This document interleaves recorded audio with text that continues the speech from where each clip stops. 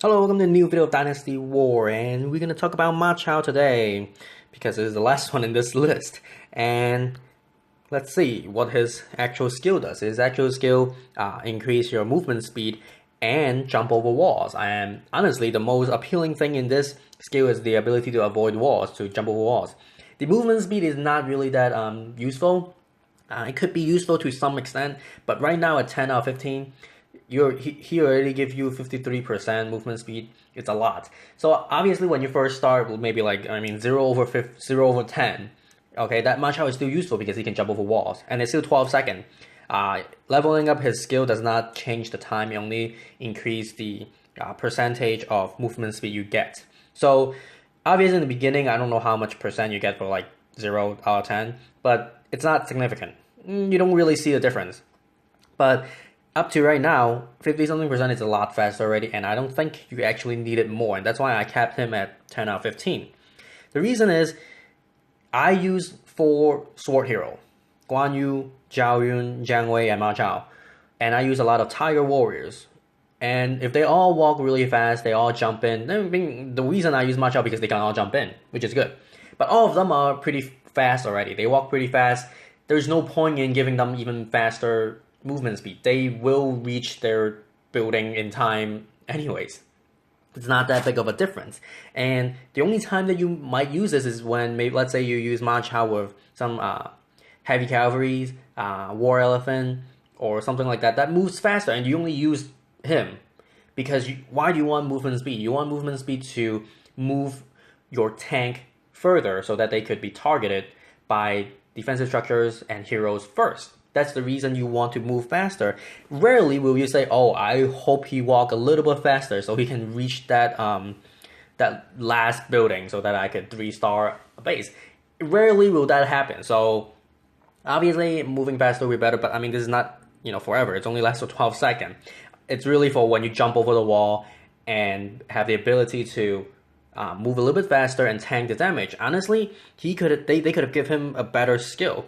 He obviously his main skill is jumping over wall, but that is not that does not offer enough to be a complete skill. So they say, oh yeah, give him a movement speed, but movement speed is pretty lame in my opinion because when you're in a battle, like when you're actually when they are actually hitting things, they stop. So movement speed doesn't matter. It's only when they move around, and it's only for that short amount of time. And when you're all under the target, under the range of like the purgatory tower, that doesn't matter. They just randomly pick one.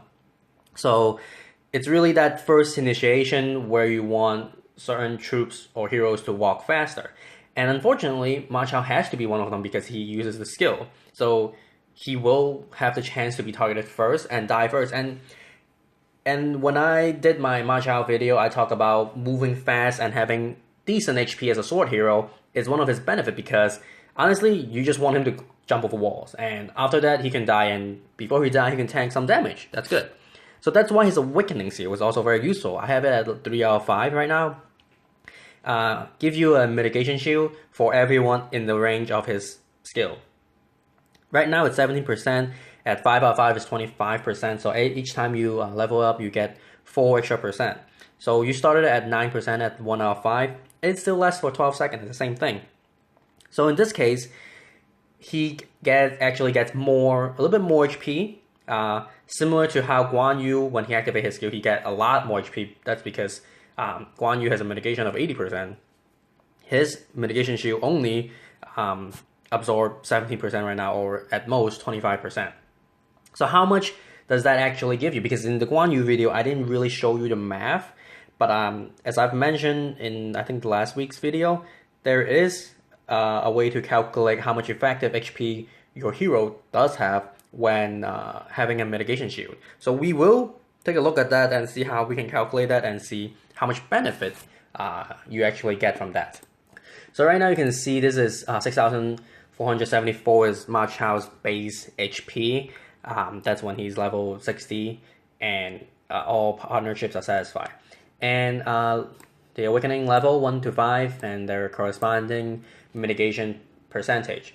So in the beginning, you don't really get a lot of extra HP, the effective HP, is how much actual damage you can take with his HP being 6,474. Okay, that's what effective HP is. He can take this much damage to do. He has to take this much damage to be dealt the actual damage. Okay, so in the same reason where applied to Guan Yu is because there is a maximum point where you can reduce damage. So each time you increase your mitigation or increase your reduction in damage, you actually get more value. And with this map, you can see, because we can take a look to see what's the difference between each level of awakening skill. Although in here it's always 4%, you may think it's constant, but it is not. At the last, well, technically not the last, but the last level, from 21 to 25, you get 400 more effective HP compared to the previous level. It's only 394, and going from level 1 to level 2, you get 300 more effective HP. So you can see it is better to increase his awakening skill, because you get more. Obviously, each time they cost more too, but it's rarely you can have a hero's awakening skill where when they level up, you actually get more benefit and not the same amount of benefit. So this is one reason why both Ma Chao and Guan Yu is worth upgrading their awakening skill first. For this reason, you actually get more. Another comparison is when I talk about Zhang Liao, because his skill actually stacks so many times. Each time you increase his awakening skill, you get like certain percentage, but you don't just get that much more. You get way more because it actually stacked up. Same. It's not the same math here, but you can figure out. Well, I can show you the math. The math is simply just his original HP divided by the percent. Well, not the percent. Well, the percent of damage he's taking. Okay, so in this case, he's reducing 25%, so he's only taking 75%. So you take his original HP divided by 75%. So when you divide less than 1, you get more. That's how you calculate. That's how you reverse and calculate how much effective HP you get, how much damage you actually need to take in order to take the 6,474 HP. So this is just how it is to calculate. And because for that reason, if your divisor or your denominator gets smaller, you actually get your answer gets higher. Your product or your quotient, it gets higher. So that's why every 4% reduction you yield more HP. And we can take a look to see, compared to a treasure giving you 25% HP, what it does is it actually is different. Getting 25% more HP compared to reducing 25% is different math. If you only get a treasure that gave you 25% more HP, you only go up to, well, your Ma Chao only goes up to 8,092 HP. Compared to reducing it, you actually get 8,632. That's 600 or I guess 500 something more. And it could be a big difference because I do have this treasure. So what that means is I could replace this in here. And now my Ma Chao actually goes up to have an effective HP of 10,789. And as you can see, the increase is more because you have a higher HP to start with. So you divide by the same percentage and you get way more.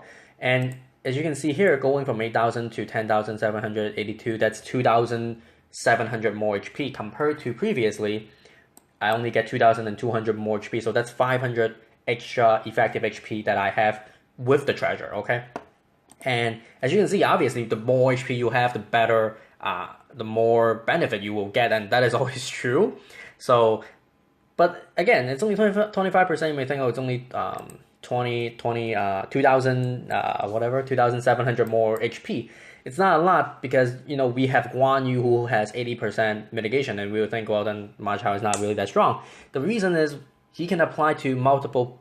I think it's actually, I don't think there's a limit to how many people or units he can apply this, but they have to be in the range. So you can think about it like, okay, so how much extra effective HP I get as a whole army. You can think about it that way, and you will get a lot more HP because if you have everyone combined together, you will have way more HP. But you can't do it like that because each individual is taking their own damage and will die as soon as their HP reduced to 0. So for example, I use the 4-sword hero, and then I use Tiger Warrior. Tiger Warrior has about 1400 HP. So they get a little bit more. They get about 100 to I guess 400 more HP in total, and they get, but the extra HP after each level, it's not that significant. So that's not really helpful. Let's say you have Alchemist. Alchemist has about 200 HP. You get not like at most 60 more HP, and each time you level up, you get like 10 extra HP per level up. So you may think that's not really worth it, and sometimes it is. Okay, they might be with this extra HP, they might withstand a small bomb, a mine, or maybe a alchemist tower shot or something like that. It is still useful because you are getting more HP, and that's the main reason that you want this, because you want to have more HP so that they can last longer. If they can survive one more shot, they might be able to do extra damage. And sometimes even, because it applies to any troops. So if let's say you use heavy cavalry, war elephant, or something with high HP, that's the best because they have high HP and they can get the most out of it. For me, I have all my sword hero. They all have pretty high HP. I would say with hero seal and with treasure, I'll just say 10,000 HP. Let's say it's a little bit overestimation for each of them. They probably don't have that much, but that's fine. So for each hero, basically my sword hero, they have addition 3,000 more HP, which is a lot. And if let's say we combine everything, 4 hero and then a bunch of troops, let's say 60,000 HP in total, then my whole army composition got 20,000 more HP in the 12 seconds. That's a lot. But again, obviously that's a whole army, not individual troops. But I use my Chao with 3 other swords hero and like 6 tiger cavalry and maybe some healer, some alchemist, whatever, sometimes some heavy cavalries as well. They can soak up way more damage compared to without Ma Chao.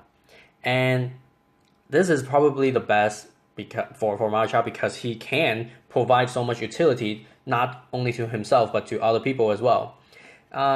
Just like sometimes this work, sometimes it doesn't, is when using Ma Chao, bringing Guan Yu in. Everyone use that, bring Guan Yu in, Guan Yu starts spinning. If I use Ma Chao to bring Guan Yu in, Guan Yu will get that 25% already. But I don't have to use his skill immediately and get the mitigation because he has some sort of mitigation already. He could last a little bit longer already. And wait until I actually have to use his skill, then I could use his own skill and get his 80% mitigation. Obviously, they don't stack. If it's stacked, then it's very overpowered. They don't stack, but it will always take the higher number. So once Guan Yu activate his skill, it will replace with an 80% instead of the 17% that I have right now for my Ma Chao. So this is very, I think his skill is very worth upgrading. His awakening skill, especially his original skill, is not worth at all. But his awakening skill is very, very worth upgrading because it provides more HP to everyone in your army. So right now I don't have enough the Shu Jade to upgrade the skill. And as in the last video, I talk about, I probably will have to compare and see which hero out of the Jiang Wei, Zhao Yun, and Ma Chao, which one I should invest in more, because Guan Yu already got him to 5 out of 5. Should I go for a more defensive Ma Chao or a more offensive Jiang Wei, or something special with Zhao Yun's his awakening skill? So I will talk about that probably next week, and I have to decide which one I have to invest in because I don't have that many Jade. I have 4 swords heroes right here, 4 Shu sword hero here, all requiring the Shu Jade, and I think I only have like 40 something right now. Keep buying it, but I will discuss that in the next video. So I'll see you in that. Bye bye.